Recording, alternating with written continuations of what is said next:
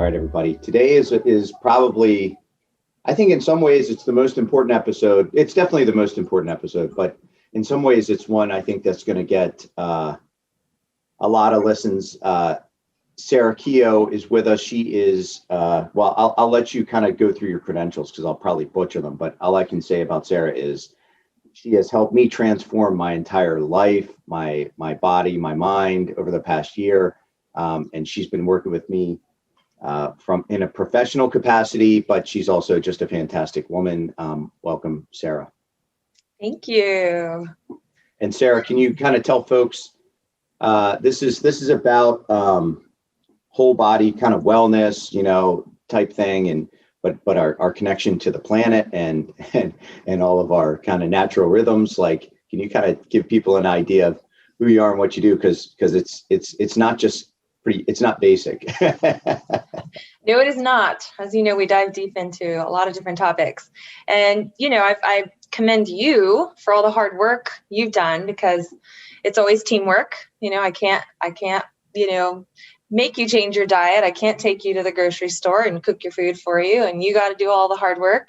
So, you've been very compliant with recommendations as well. So that makes the biggest difference in the outcomes you're going to get. So, bravo to you. But yeah, so what I do, kind of like joke around about all these different titles for myself anymore. Right now I kind of call myself an eco-nutritionist, but I am a, functional nutritionist, integrative nutritionist. So I have a private practice, in Maryland, all virtual. So as you know, you're in California, so I see patients all over the country.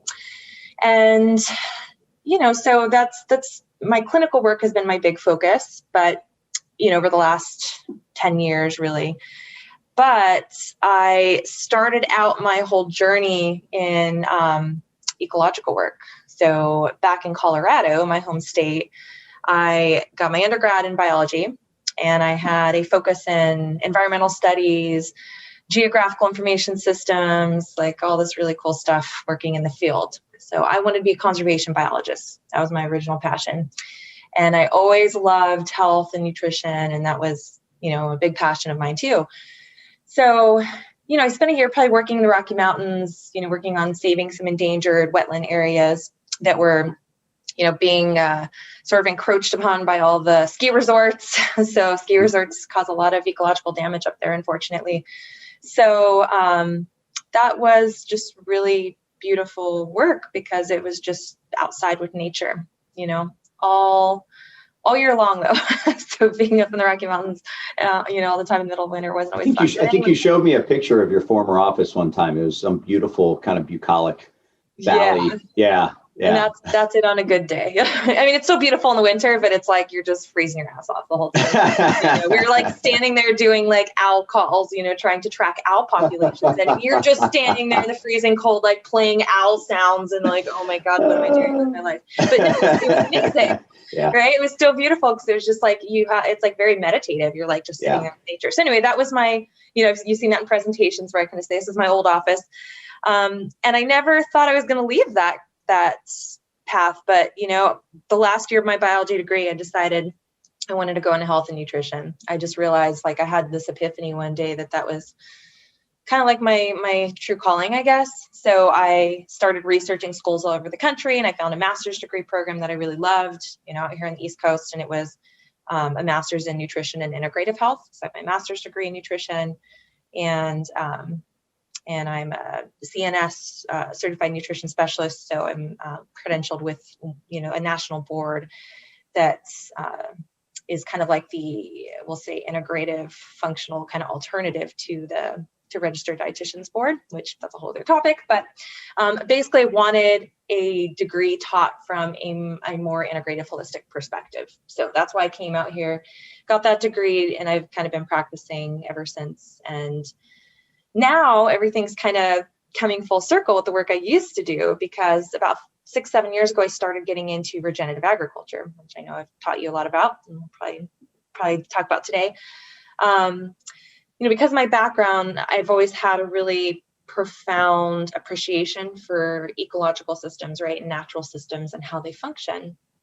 And when I started looking into our food system and why we're so sick, and, especially what's wrong with food in this country, I started hearing from a lot of my foreign patients, that the food here in America really sucks and doesn't have any taste. And, the vegetables are bland and all this, and I thought, that's interesting. I don't know any different because I'm an American, Right. And anyways, so I started looking into it, and it all goes back to the soil, right? And how critically important healthy soil is for healthy food and healthy people.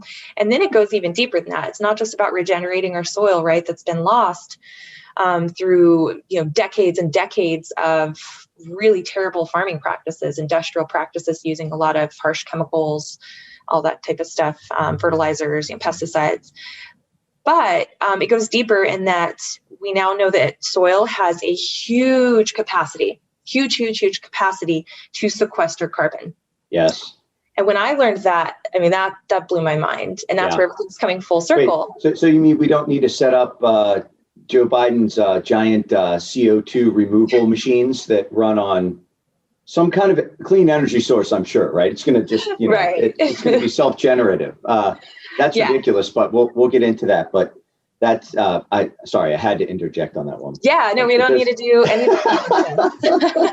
We don't need to block the sun, which is Bill Gates' ridiculous. Oh my God, I know. Crazy idea. We don't need to get rid of cows, right? We don't need to get rid of cows. No. And that's the message we keep hearing. And we actually need more cows. And I know it sounds so insane, and we'll talk about that, but cows are an important part of a well-functioning ecosystem to restore soil. And it's all about, there's this common saying you probably heard me say before, it's not the cow, it's the how. It's how those animals are being managed that makes all the difference in whether they are regenerating land or degenerating the land. Yeah, and so that's kind of, if we were going to have this conversation, we were going to talk about it really from the ground up, really in a functional way. There's, what you've taught me is that there are these entire ecosystems of bacteria, fungi, et cetera, that reside beneath the soil that are part of that CO2 generation process. Isn't that right? Yeah, the CO2 sequestering process. So essentially those organisms are taking in a lot of CO2. So yeah, when I first started learning, how does soil actually sequester carbon? It's all about that life and those ecosystems in the soil that utilize that carbon. And, we always hear that, trees are important, right? We need all this foliage and green plants and things to take up the CO2, and that's helpful too. But it turns out our grassland ecosystems probably are one of the largest, largest opportunity for carbon sequestration. Yeah. And we've degraded our grasslands, right? If we look at the Midwest and what we've done through, like I said, decades of terrible farming practices, the row crops, the monocrop operations of corn and soy, it's just degraded land so badly and released a lot of CO2, like the tilling practices. Tilling's terrible. Right. And your garden people. You've got runoff, right? Yeah. And so the way that I kind of summarize it when I'm describing it to people is, and tell me if I've done this any justice. I'm going to do my best to try to show that I've actually listened to you. And, this will be fun. So if you put yourself back, kind of close your eyes and put yourself back into the past, and you're in the Wild West, and it's just beautiful grassland, and a herd of bison are grazing, and as they stomp around and they excrete, all that is absorbed within the environment. It's kind of worked. The hooves are doing their thing. They're ruminating animals. Isn't that the word, ruminating? Yes. The ruminants. The bison have multiple stomachs as well? They do. Yeah. Okay. They are ruminant animals. Yep. So because of that, they extract all the great phytonutrients and all that stuff and it gets in the fat of the muscle or whatever. So it can be conveyed to you and you can eat it, and you don't need to eat all this extra stuff. I mean, there are people that can just live off of, meat like that. And we can talk about that. But so you have that. It's a healthy system. You have all nature happening. Animals are dying. They're eating things. This whole system is happening without the intervention of a till or a tractor or any of these things. It's just a totally well-functioning. The water is clean, right? And so Yep. These things can happen. You can take those guys out one at a time. You can live, you can eat, you can do these things. But then when you go to this like industrial agricultural system that we came up with, and the basis for it, is questionable at best when you really kind of peel back the onion. Yeah. And it's just, it was about mass production over the quality of the food that you're actually eating. Yeah. And there's this quantity over quality. And there's a ridiculous theory right now that says we need to eat these burgers that are made of mystery meat. And this is somehow going to save the planet.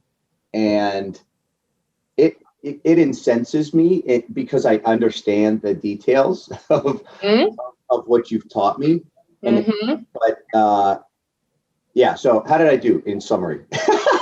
That was excellent. I want to say so many things now, and I feel like this could easily be hours and hours long of podcast. I'd love it. Sure. But so yes, that's a pretty great synopsis, and those are a lot of things that I talk about in my webinars and articles I've written. And the whole we could touch on the plant-based meat thing, and that should incense you. It should incense everybody, because what those companies are looking to eliminate livestock from our food system. They've declared that. Impossible Foods, that is their mission statement on their website, that they want to eliminate the use of animals as I'm trying to remember the exact wording, as a food production technology. But animal fat is really bad for you, right? Right. Yeah. So we can get into that whole thing, but yeah, they kind of keep perpetuating these myths, right? And that whole narrative that saturated fat and cholesterol is bad. But what's interesting is they're not strongly pushing the health of these products as much as they are, they're trying to appeal to consumers from the standpoint of this is going to help save our planet with the climate change situation. That's the angle that they're mostly going after. So they're trying to offer this as a solution so everyone can get off their beef addiction, because we're just eating too much beef, which that's not even true. Beef consumption has declined in this country. Yeah, I believe it has. But yes. So, there's a lot of fear mongering around beef, right? And that there's so many misunderstandings about saturated fat and cholesterol. And I'm going to do a series of webinars on that whole topic as well.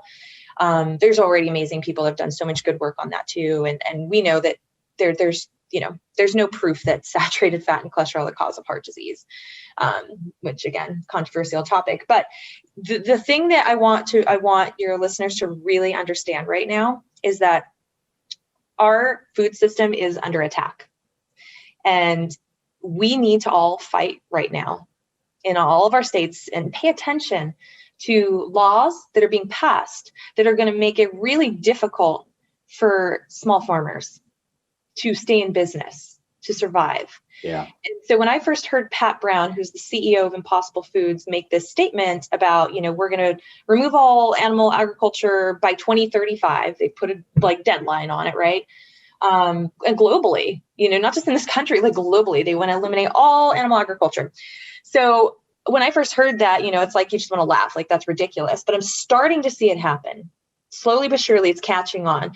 They are growing. People are becoming more interested in plant-based meats. They don't understand this is just processed crap. It's not healthy. Yeah. And I've dived very deep into that in the webinars and articles I've written. If you want to link any of that so people can learn more about just how unhealthy these products really are. But they're also, what's worse is that they're not doing anything to actually save our environment. It is true that the greenhouse gas emissions from the production of plant-based meat products is lower than the greenhouse gas emissions from conventional animal ag processes, right? What we call CAFO, which is concentrated animal feeding operations. Those are animals in a feedlot. Those are animals that are given corn and soy and not their natural diet of being, raised on the pasture, right? That is not good for the environment and not good for human health.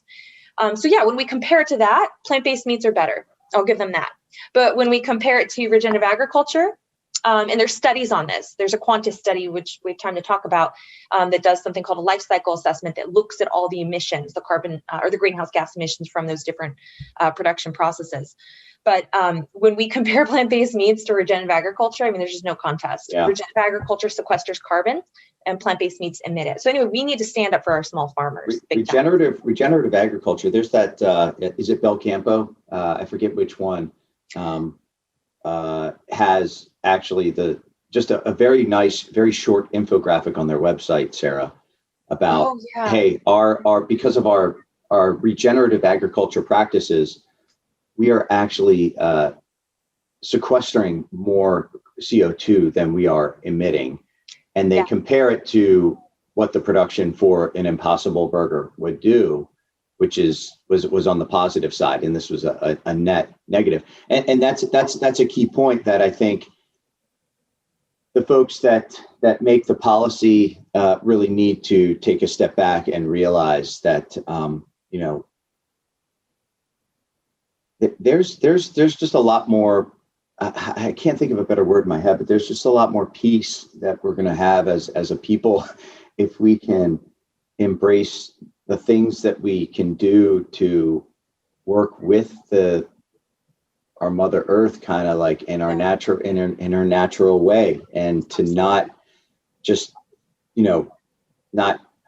try to kind of work in conflict and think that you're going to one up her, because it just doesn't happen. It's exactly not to be. So with the regen, then we can talk, and I want to talk about this because I want to talk about the gut as well. And one of the other things that I learned from you is that I've got a brain up here in my head, and I kind of have a brain of my own in the stomach. And there's a communication line that even if you bust that line up, my stomach brain will still work just as fine as it did beforehand. I know that's a gross, probably mischaracterization and simplification, but within our gut, I mean, there's so much information. And that's really where our practice kind of came together, Sarah, was when we started testing how my body was reacting to the different foods that I was eating, because I was feeling sick. And that's why I came to Sarah. So my background with Sarah was I just felt sick, and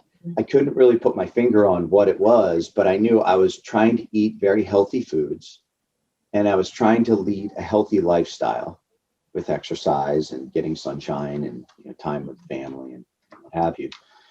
But it was just not coming together. And it didn't really come together until I really addressed the gut and the gut issues, and we tested our way through that. So I know I threw a lot out there, but I mean, I think it's great because look, we're not just talking about these things. We measure everything we do. Everything we do is so fact-based, you and me. And we use independent, labs to test this stuff. It's not you in your basement, with a petri dish. It's we are using science to dictate where we're going, identifying where there's issues that you're seeing, either sensitivities or deficiencies, and we address those in a number of ways. I really want to talk about that part of the practice because I think it's interesting for people. Because look, and I'll say, we're going to say some provocative things today for people. Please don't take any offense. This is just our journey. Okay. So we're sharing. I have not had the best experience with conventional medicine. And so I went down the integrative path. I found you. Then I found a doctor who does integrative, which means they're going to use the traditional modalities and they're going to use the naturopathic modalities. But more often than not, they're going to exercise more the naturopathic, at least initially, I would think. And then you can go into the traditional. But at an integrative level, it works with our little insurance companies and the governments and all this. And so now I can actually get these services paid for, which, I think it's my right? If I'm going to get health care, I want to get health care in the way that works for me. And that's what it's all about. But anyway, let's talk about the gut. Let's talk about measurement and how it kind of all comes into your practice, Sarah, because I think some of these tests that we do, even name the tests, I think it's interesting for people to understand fact-based nature of what we've done here. And I want to talk about my results. I'm happy about them. Cool. You know that, like I've turned myself into a bit of a lab rat of late. Oh, I've been my own lab rat for a long time. and so is Zane, my boyfriend, as you know. But yeah, the testing's crucial. And that's where, when I don't even like to tell people anymore that I'm like a nutritionist, because as soon as you say that, people think they know what you do. Oh, you just talk about food and blah, blah, blah. And, that's a big misunderstanding about a lot of functional nutritionists. Of course, food is an absolutely critical part of the foundation. And that's where I have to start with everyone: cleaning up the diet, learning how to read food labels, understanding the importance of having good quality meat in the diet, that kind of thing. But then we go deeper. And that's where, I just kind of tell people anymore, I'm like just an integrative practitioner. And like you said, it's integrating in different modalities. And I'm definitely not anti-pharmaceutical by any means. There are times where I recommend patients, you might want to consider a pharmaceutical for this type of symptom or issue that you're having, because I don't know that any of the natural stuff will be as powerful for that. And of course, they have to get a script from their doctor. I don't prescribe medications, but I can utilize herbs and lots of supplements to help heal. But in order to do that, to utilize those things with people, I like to have testing. I don't like guesswork. I don't like to just willy-nilly recommend things without having something to base it on. So there's a ton of testing I've learned to utilize over the years. And I think a lot of the foundational testing is related to the gut, right? Looking at the gut as that, because that is definitely our foundation for so many things. So people often, come to see me in my practice and they might be just trying to lose weight, or maybe they're having cognitive issues or aches and pains, obviously tons of digestive issues, right? So many people I'm sure listening to this right now are dealing with some kind of digestive issue, and it may have been like a lifelong problem that they've never been able to fix.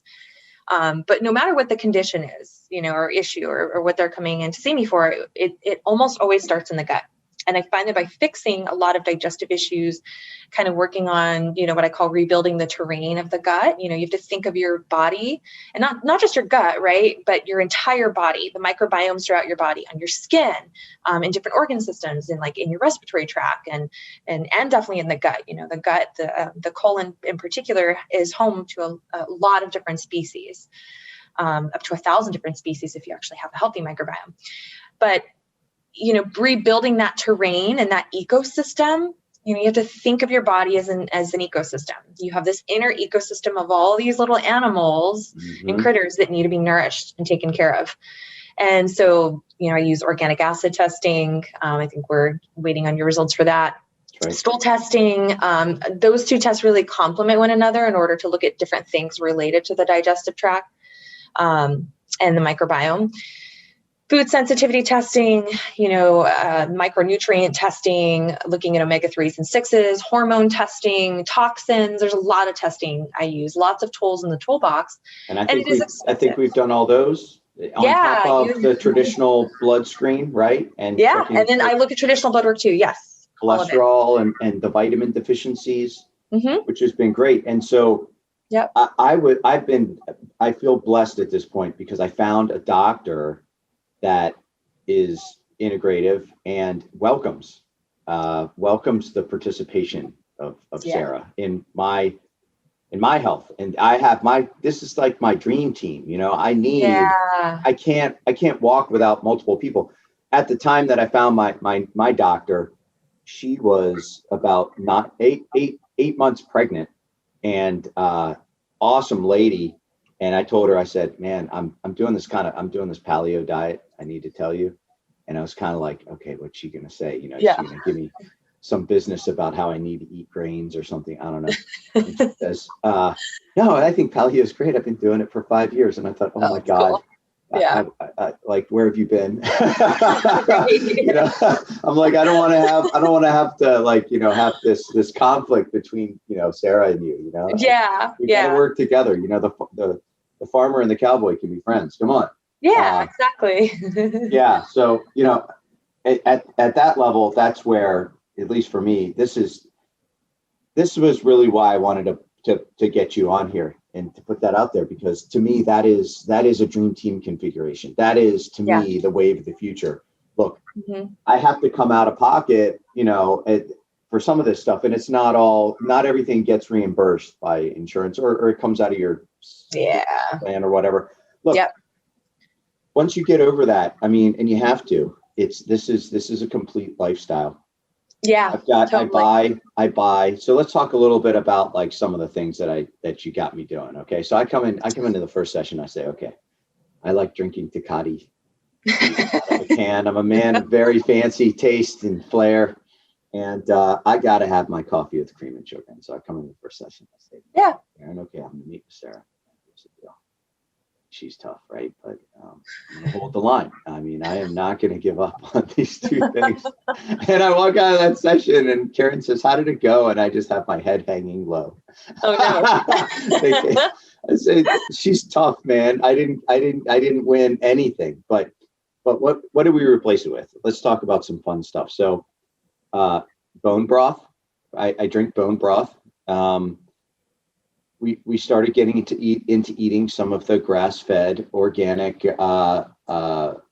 organ meats, and so I'm a fan of. Real quick, it was Force of Nature is the company that has the really great infographics showing the carbon sequestration in the soil and all that, and they have awesome organ meat blends. So I'll add that. And I want to make sure we talk about some of the films that get into the regenerative agriculture because this is the thing, you can't extricate like that from the whole story. Everything is truly from the soil up in terms of how we look at things. But so we're talking bone broth, we're talking organ meats, elimination of all the crap, right? So the processed stuff. I mean, everything that I eat is like, if you ask me what I'm eating and I tell you what I'm eating, that's what I'm eating.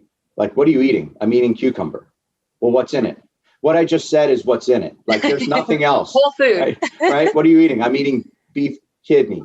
Well, what's in it? Just kidney, dude. That's it. Like, maybe a little salt. Like, that's it. I eat some stuff raw, right? I eat the liver raw. I eat beef heart raw. We eat these things. It's awesome. And why do we take the bone broth? Why do we eat the organ meat? I mean, why is that an important part of what I do? And I know I'm just picking out two things, but no, those are two important things. There. Yeah, those are two really important things, and they're incredibly nutrient dense.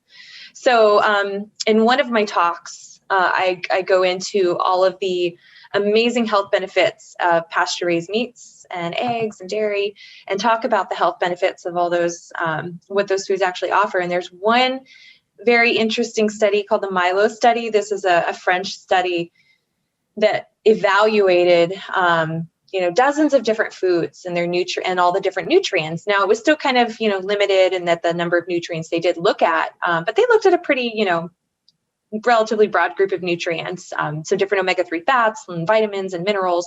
And what they did was they evaluated what's called the nutrient density. And nutrient density of a food is basically how much nutrients relative to the amount of calories in that food. So if you have something that's, loaded with nutrients, but kind of low in calories, you got a really nutrient dense food. The food version of the best boxer, pound for pound.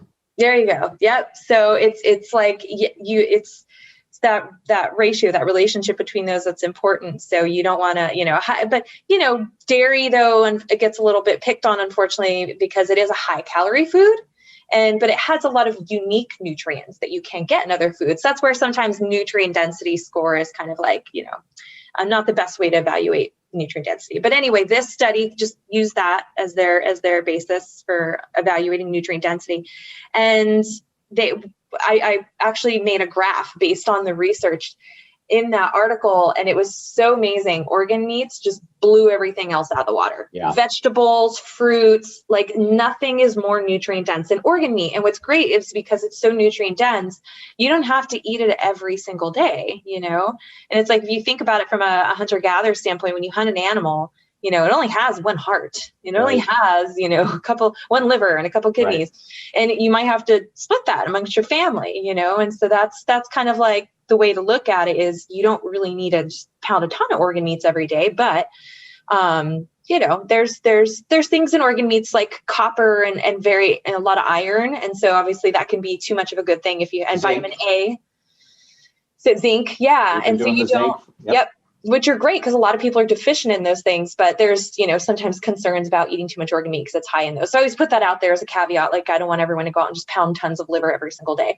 But it is an incredibly nutrient dense food to help correct a lot of deficiencies people are dealing with. And when we look at things like zinc and vitamin A, they're incredibly important for healing the gut lining and the immune system. So, all throughout the whole pandemic, a lot of what I gave my patients was, I recommended organ meats for sure, but gave them high doses of vitamin D, zinc, and A. And guess what? All of those are in organ meats. So, and bone broth is great for healing the gut. It's rich in collagen and glutamine and super healing. And I make my own. I've got an Instant Pot. I'm not a fancy guy. I even stripped out all the aromatics. I just throw in some of the beef bones, and if I have a chicken carcass, I'll throw that in. Otherwise, I'll use a pig's foot or chicken feet's great too. Chicken feet as well, because they do extrude a lot of that collagen. When you make it, it turns into like a gelatin thing. I'll see the stuff you can buy in the store, and I look at it and it's liquid, and I think, there's no collagen in there, bro. Like, what are you really buying? It's watered down. It doesn't even taste the same. Yeah. Wait, I mean, and that stuff's expensive. But I mean, it's even expensive to make at home. But like, so when we initiated and we started looking at how I was eating, we didn't really talk a ton. I mean, we did a little bit about calories. It was more about the macros. And so we ended up at like 60% fat, maybe 10% carbs, and the rest protein. Maybe something like that. Yeah, I'd have to go back and look at your chart. But yeah, that's kind of more like low carb, not quite keto, but low carb. And ultimately, something I wanted to comment on, the point you brought up earlier, like with the paleo thing. Yeah. You know me, I'm not someone who believes in really hard, fast, rigid rules around diet. I really, especially me and my past and my health issues and having come from an eating disordered path, I don't believe in pushing a lot of dogma around diet. And I kind of use paleo as a template to help people feel better because it does eliminate grains, which are problematic for a lot of people. But the carbs I don't obsess over, but the carbs are important, right? Right. Well, we arrived at this for a reason. Okay. So I love it when people say, okay, I went on this fill in the blank diet, right? Something extreme. And then I've cured all these issues. Well, look at what you got rid of. Whether you go vegan, paleo, or keto or whatever, you've eliminated sugar. You've eliminated processed crap, right? And maybe it depends on what kind of vegan you are, because you brought up veganism. So it depends on what kind of vegan you are. But usually people that do paleo, they're pretty hardcore. But keto people, they can fall into the same trap. They might have bad fats in their diet. Yeah, I get what you're saying. But you eliminate a lot of this crap, and then it gets out of the way. And I'm thinking, you did something with great intention, and the intention itself was worth a lot. But then through elimination, and that's how we ended up on, because like we could have gone any direction as far as I'm concerned. You really didn't dictate it. You're right, the dogma, but it just turned out I had a sensitivity to the wheat. So that kind of eliminated that. And dairy, I think, gone keto, paleo. I was doing more of a keto style. I was enjoying, was I enjoying the grass-fed butter. I would have like a what do you call that coffee? You put the butter in the coffee. Oh, the bulletproof coffee. I was having bulletproof. And then we got the results back, and Sarah had to tell me, I have a sensitivity to, it was really the casein. It was the protein in the milk. It wasn't really the lactose, but I mean, there was that too. So we said, okay, you're gone. And I eliminated it. And oh my gosh, I feel consistent energy. I mean, the end result that we've got, at least now, and we're still working together, and we're still fine tuning things, but statistically speaking, I think I'm probably down about 5% in terms of my body fat. I went from, I was staring down the barrel of 200 pounds. I'm only 5'9". I've shrunken maybe 5'8". I don't know. I used to be 5'10" and a half. I'm down to 171, so I mean, that's significant, but it's not just superficial exterior statistics like weight and fat, but it's also the interior. And that's the importance of the testing that we do. And it's just amazing. But the energy that I have, the cholesterol, I mean, you name it. Got better. Yeah. Your inflammation markers came down. Yeah, it was pretty cool. Yeah, let's talk about that, because you have more of an inside track on some of those statistics. I just sit there and say, I feel great, right? I feel great. I'm happy. Well, but here's the other thing, right? So these things tie into your mood as well. I mean, it could be your personal self view of yourself, right? Your self opinion. It could be just how your brain feels and how you respond to stresses that hit you during the day. Like the diet like ties into all that, and these nutrients can we talk a little bit about that, Sarah? Absolutely. Yeah, that's an important topic because I've struggled with lifelong anxiety and depression and binge eating, food addiction, and that's all rooted in the gut. I think a lot of us do. A lot of people do. Absolutely. Yeah. I mean, of all the patients I've worked with over the years, it's like very rare that someone's just like, not struggling with any kind of mood disorders. And it could even just be like, other cognitive things like ADHD, and they can't focus, they can't remember things, even if they're not like depressed or anxious. Yeah. It's other, brain stuff going on. Right. So it's oftentimes, the gut. What's happening in the gut, are certain foods inflaming your body. The gut and the brain are very, very connected. They influence each other all the time. And they're talking to each other all the time, right? So there's crosstalk going on between the brain and the gut, and all the microbes in your gut are actually communicating with your cells, which is really fascinating. There's something called like quorum sensing that kind of happens within the soil, and that something like that happens in the human body. But it's a lot of it's, cleaning up the diet, getting rid of toxins, making sure our diet is organic as possible. Organic is not perfect, but there's a lot of great research that shows when people switch to an organic diet, within just a few weeks, they're not urinating out any more glyphosate. Glyphosate's one of the most commonly used pesticides on the planet, and it damages the gut. It's been connected now with cancer, lots of issues, right? So that's amazing to see that when you go to an organic diet, you stop, you're not eliminating any more glyphosate in your body. There's no more coming in. So you clean up the diet. We work on gut healing. When it comes to food sensitivities, just like I've told you before, I always tell people, like, don't think of those results as, a life sentence. This is just for now, but it may not be forever. Yeah. Because if we can get the gut, rebuild the terrain within the gut, and there's, it takes months to do that. As you know, it's a very stepwise process and working on different layers of gut healing.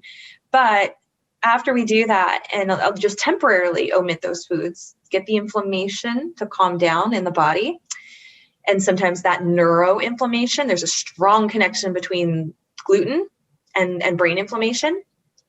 But once we do those things, people later down the road find that, hey, I can tolerate eggs again, and I'm doing a little bit better with dairy. Wheat is the major exception. Usually when people are reactive to wheat, it's very hard to add it back into your diet, at least on a consistent basis, without inflaming your gut again and the gut-brain connection. But yeah, mood disorders. Aside from pizza, like, there's little reason to eat wheat, I think. Yeah, exactly. Yeah. And there's just so many great alternatives to it anymore that it's my God. The cauliflower crust pizzas and all that. Oh, these hacks. There's so many hacks that you've taught me, Sarah. I said, I've got a buddy. He's out in Colorado, and he's a triathlete, but he's not a triathlete. Like, he's a new triathlete. And so he's sharing his journey, and he was talking about his food addiction, and he had some other addictions as well that he's worked through. And he's very open and authentic. This is my friend. This is my kind of guy. That's awesome. He talked about his food addictions. And so sugar in particular. Yep. And so I sent him a care package. And so I grabbed I went to Sprouts. I got him some keto cookies, some processed stuff, which, it's going to be a little better than not. Dates. I gave him some of the really nice, the fresh, juicy dates. Some of the Manuka honey, because I was like, honey is a weird thing. It's something. Yeah. And doesn't affect your blood sugar the way other things do. Yeah, I sent him and some of these they're kind of like these coconutty macaroon type things. There's no grain in them, but it's I'm like, there's little things you can do to cheat, right? Siete brand. I'm going to plug these guys. I want you guys as my number one sponsor because you've changed my life. Siete. I want Sara and Siete. Siete makes a lot of stuff out of cassava and almond flour. And so these are, they're not traditional flours. And so I can have my tacos on every day of the week. I should probably only eat them on Tuesday, but I love my organ meat taco blend that I make. Sarah knows because she looks at my Fitness Pal and I record all my foods and I eat it every day for lunch, tacos. But yeah, there's all these really cool hacks, right? That you can healthy do. alternatives. Yeah, absolutely. I don't believe in taking away like all the things that people love. It's like, I love all those things too. I eat dessert almost every night. It's very rare I don't eat dessert. You know, me and my boyfriend, we sit down and have at least a little bit of like organic, maybe coconut ice cream, because we both can't do dairy either. Hopefully we can tolerate dairy a little more later. But, you know, or we have some Siete cookies. They have those new cookies that are like crazy delicious. And I mean, there's so many wonderful, healthy alternatives. I mean, that's what we are blessed to have in this country is, you know, a lot of good, you know, a lot of access, depending on where you live, of course. There's not a Whole Foods in every spot in this country, but you know, it's becoming more common to have all these grain-free kind of food lines and product lines and dairy-free stuff. So, I mean, and I'll just say real quickly, like that's where I'm not like anti-plant-based or anything. I have patients that are plant-based. I collaborate with a doctor nearby that's plant-based. We have very different viewpoints on diet, but she respects where I'm coming from. I respect where she's coming from. And I definitely do believe in bioindividuality, meaning certain things work better for certain people. I think some people maybe do a little better, more plant-based. It just depends on your genetics and biochemistry. But, you know, I just, plant-based helped me because I found like some plant-based like dairy products, like healthy alternatives to dairy. Yes. So, you know, and that's where it's kind of like. We've utilized. Some of the Miyoko cheese and they have like a pretty good version of sour cream. I think it's Kite Hill. Yeah. I love Miyoko's because they're organic and they're all cashew based for people that can't like tolerate almonds. I'm just finding a lot of people now with almond sensitivities because there's almond flour and almonds and like everything that's paleo. So people are starting to develop sensitivities to that. But, you know, just real quickly that the owner of that company, Miyoko's, I don't agree with her philosophies though around farming. I mean, she doesn't believe animals should be part of the farming system. Yeah, I saw that. But I love her products, so it's like, where can we, you know, come together? I saw that on her product. It's you know, this is indicative of our relationship, Sarah, because a lot of the commerce that I'm sending her is like pictures of the food that I'm making or ideas on recipes or, you know, hey, I just bought this bison spleen. How the hell am I supposed to cook this thing, right? Which I was actually like, I don't know. I have never made bison spleen. I chickened out. I opened the thing and I took one whiff and I said, "There's no way." I chickened out. But I try, right? But so I bravo to you. I couldn't. That's a little too adventurous for me. The other big dimension of what we did has to do with some other elements that can introduce, I would say, balance or remove toxicity from your life and your rhythm. And so we talked about sleep hygiene. I want to talk a little bit about sleep hygiene. And then maybe introducing stressors in a way that actually help you, such as jumping in an ice bath or doing a cold shower at the end of your shower for a minute or two. Or now I have this weird hot box out back of my house that I sit in for about 25 minutes a day, thanks to you. Or maybe I jump around on a trampoline. These things sound very basic, but I want to talk about. Let's talk a little bit about sleep hygiene, and then maybe just introducing some of these stressors in a way that help you help your overall health and mood.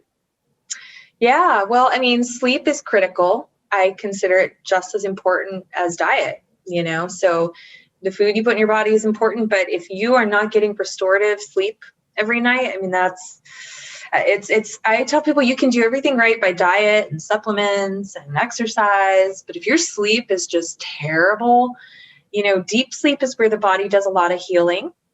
especially a lot of tissue healing and repair and detoxification. I read this very fascinating study that at night, when you sleep, your brain cells can shrink by up to 40 to 60%. And what happens is the cerebral spinal fluid comes in and kind of washes out the toxins in the brain. So your brain goes through this like washing and detoxification process when you sleep. Like, isn't that crazy? So they shrink, and then, the fluid comes in, takes all the toxins out. We can see that now in studies. So that is how critically important it is for us to get good sleep. REM sleep is another sleep cycle that's very important for, kind of memory and really cementing memory. So when people are like telling me, oh, I don't think I dream, and maybe they do dream, but they're not remembering their dreams, they're not very vivid. That's a problem. You should be having some dreams, because that's part of that REM sleep, rapid eye movement sleep, is where you kind of dream. So, we could track some of those things. I think you're playing around with a cool little device to do that. I like even just really basic stuff like the Fitbit actually has a really fantastic sleep tracker that I use. And that actually links up with my telehealth platform so I can see how people are sleeping, which is awesome. There's the Oura Ring, there's all these cool devices. But we try to limit technology, right? An hour or two prior to sleep, and wear maybe some lenses that handle the blue light, right? Yes. Yeah. That's what I was about to get into. So I like to track sleep and see where people are kind of at. Are you getting at least 20% REM sleep and 20% deep sleep? Those are the goals you should be going for. So it's about an hour and a half to 2 hours every night of deep sleep, of deep sleep and REM sleep. So there's so many ways to balance our circadian rhythm. And, I have a whole handout on that. I spend a whole session, sometimes 2 sessions, just talking to patients about sleep alone, so they really understand the critical importance of getting your body back into the natural rhythms of this planet. Circadian rhythm doesn't just mean sleep. Circadian rhythm means how your biological systems, your rhythms in your body, your hormones, not just sex hormones, but cortisol, adrenal hormones, thyroid hormones, the pituitary gland secretes a lot of hormones in the brain.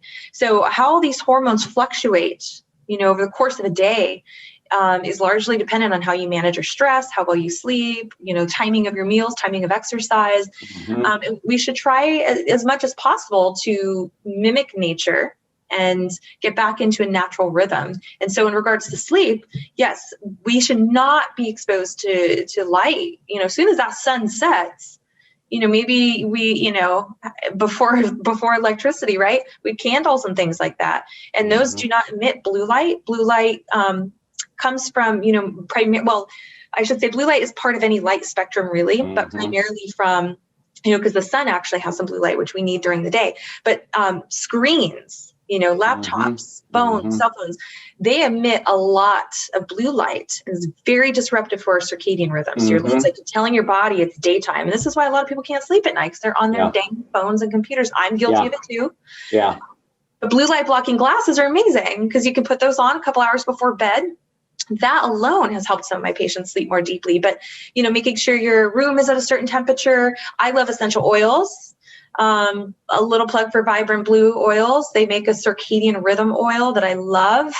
My boyfriend have used that, and it's, when you use it on a consistent basis, it actually is supposed to kind of help with melatonin production. So instead of taking melatonin, we can use essential oils applied topically to your body, like around the head, and engaging your olfactory senses. And so when you smell it, it causes this melatonin secretion, and you sleep more deeply, and it kind of trains your body to have a better circadian rhythm balance.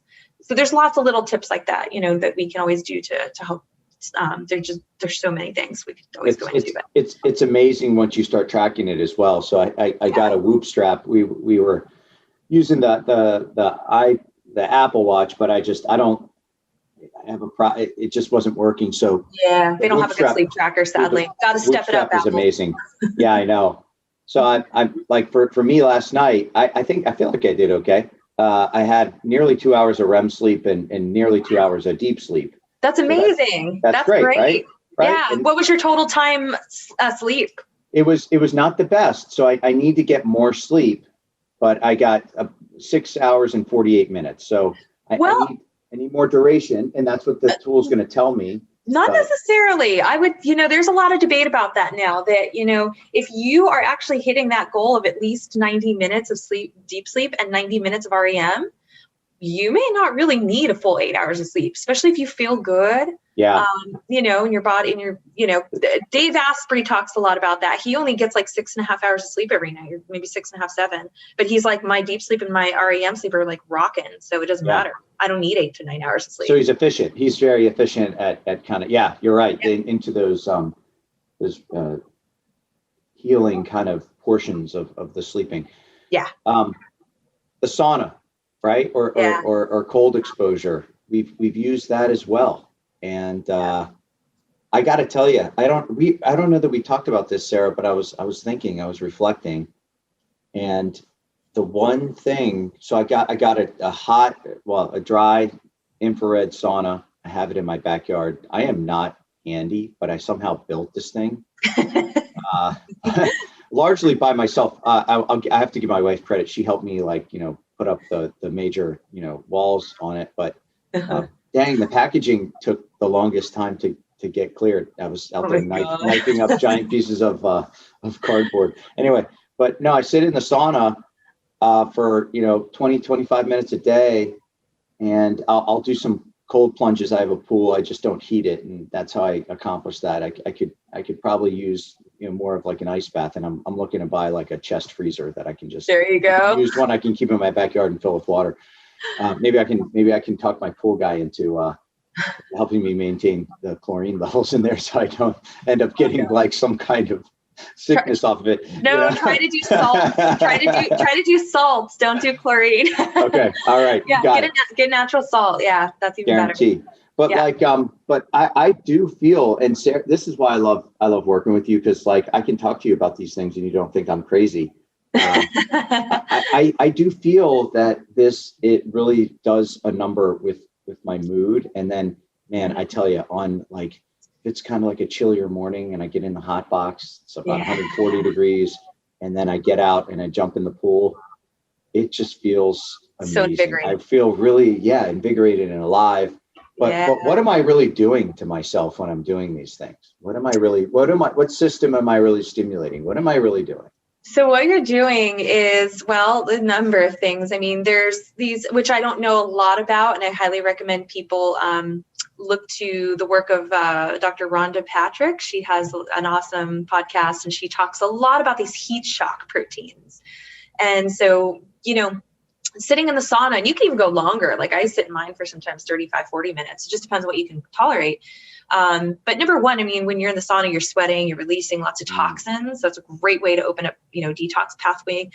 We can actually secrete heavy metals, through the sweat, mercury and lead, things that get trapped in our bodies. But so you're detoxing, but you're also, you're putting a gentle stressor on your body to, kind of build its resiliency. If we are in a perfect, temperature controlled environment all day long, that's not mimicking nature. We were exposed to the elements a lot, and that is what makes our body stronger, right? Yep. Just like exercise. You're not going to improve your body composition and build muscle if you don't stress your muscles out and force them to grow. There were times of scarcity, right? We didn't always have food, right? Yep. And that's where fasting is sort of a gentle stressor on the body too. So we need some of these stressors to become more resilient and to adapt. And so that's kind of what the sauna does. And then, when you kind of have these contrasting, you're in the heat and then you go into the cold, and that's, kind of the same concept. It's just more gentle stressors. I mean, I hike all year round, it can be 30 some degrees and be below freezing. Mm-hmm. You just bundle up and you get your butt out there and you hike. And then that thermogenesis, when you are exposed to cold, interestingly, it has beneficial effects for the thyroid. So it's actually great for people that are hypothyroid. But again, this is not health advice. People still have to, consider this with their healthcare practitioner, because it's not for everybody. But it can help with thyroid support, and some studies have shown that. But it also can help with thermogenesis and the creation of brown fat. Brown adipose tissue, which is what babies have a lot of, helps to keep us warm and is actually thermogenic, actively, very metabolically active adipose tissue. Whereas white adipose tissue is just kind of like stores toxins and stores nutrients, and it is secreting sometimes inflammatory compounds, which is a whole other topic, but it's very different white fat from brown fat. And so in other words, we want some of that brown adipose tissue. It's kind of healthy for us to have that. And we can develop that with exposure to cold. It's great for the vagus nerve. Like you mentioned, the cold showers, you can finish your shower and hit the back of your neck, especially at the end of your shower with, if you can build your way up to like a minute or two cold water, which is hard, especially in the winter. But, if you can do that, that helps to stimulate the vagus nerve, which is this, again, that's a whole other topic, but the vagus nerve connects it's one of the 10 cranial nerves that comes out and, innervates the, connects to the pretty much the whole body, all your organ systems, especially your digestion, your respiratory system, your heart. And it's the opposite of the fight or flight response, right? So a lot of us are in fight or flight. We're kind of in panic mode. And especially after this last year, I feel like a lot of people are in low grade chronic stress. And so now we have to turn on the opposite, the peaceful, calming relaxation. Rest and relaxation is the opposite of fight or flight. Which at that point, I got to let you go. But at that point that you just made about the last year being stressful, I mean, this is why we're talking about this today. People say, okay, you got a consumer finance podcast. Why are we talking about this? Because the year we just went through was something that, a lot of us, you either took advantage and you got better and stronger, or unfortunately you might have gone the other way. And that's okay, right? I mean, it's not okay, but I mean, there's still more. It's not too late. It's not too late, right? You can engage these things. And so for the people that have engaged this, this is a healthy, dialogue for all of us to make sure that we're talking about. And I think it's very important, right? So we live in a politically charged time as well. And I think we need to make sure that as we look forward, we have to look forward. We have to look to the future. What kind of future do we really want? I don't think that environmentalism and all this other stuff really needs to be politicized the way it is. I think we probably all really agree on it more than we wish to admit. But, I think about how I want to live my life, how I feel today, how my health is, and how it all comes together.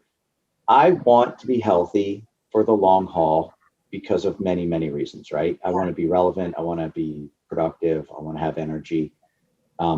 Sara, what you've done for me is great. And I think for other folks that are listening to this that say, this sounds like something I'd like to get more of, like, what are some of the places or the resources that you would recommend for folks to either get an education on regenerative? There's some movies I know that we watch, maybe name one or two of those, but then if they want to start working with somebody of your credential, like, how do they go about doing that? Yeah, definitely. Well, everyone needs to watch the movie Kiss the Ground. It's an amazing award-winning film. I mean, I don't even know how many awards it's won at this point. It's pretty incredible. There's a sequel coming out, so that'll be exciting. But two of the farmers featured in Kiss the Ground, Ray Archuleta and Gabe Brown, are dear friends of mine, and I work with them at an organization called Understanding Ag. Understanding Ag, yes. Understandingag.com is a fantastic resource. I write articles for them, but all of their experts write articles. So and webinars as well. You did a fantastic webinar last month that really inspired me. Oh, thank you. Thank you. That was one of my favorites so far because it's one of my favorite topics on the microbiome. So it was the soil and human microbiome and kind of connecting those two. And we talked about nematodes. Yeah, we talked about nematodes, and I showed a video of what's going on in the soil. I know. I thought that was such a great video, and hopefully everyone enjoyed that. It was a great audience of farmers and, some of my patients and just, everyday consumers and trying to learn more about regenerative agriculture. So that is ultimately my mission, and to bring together the regenerative agriculture community. That might be a new term for a lot of your listeners. They may have never heard of regenerative agriculture. This is the next step above organic, sustainable. Those things are great, but we can't sustain what we're doing anymore. We need to regenerate our soil and our ecosystems and create a whole different food system. So those are some amazing resources. People want to reach out to me. My email is Sara without an H. Sara at eco-nutrition.com. And you're welcome to connect with me. I would love to at some point, like, have a database of like kind of functional integrative nutritionists that are in the know about regenerative agriculture, but sadly there's just not many at this time.